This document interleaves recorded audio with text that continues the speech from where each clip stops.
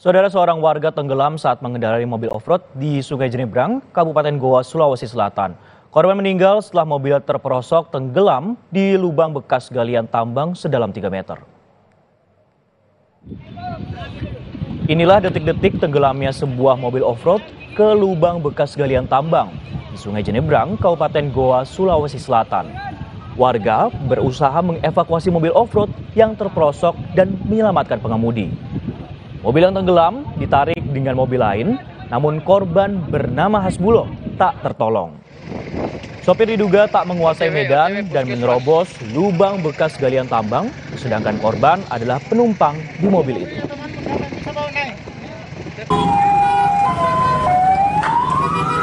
Sesampai di sana dia punya mobil itu treble tidak bisa masuk giginya, jadi dia pindah mobil ke mobil temannya itu hardtop itu.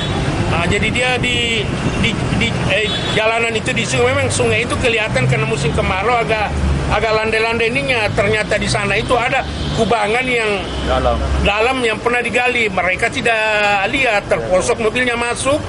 Mungkin karena terpukul dia pingsan, disitulah dia pingsannya barangkali tidak sempat menyelamatkan diri, maka masuk air karena ketinggian itu kurang lebih 3 meter. Jadi begitu kronologisnya.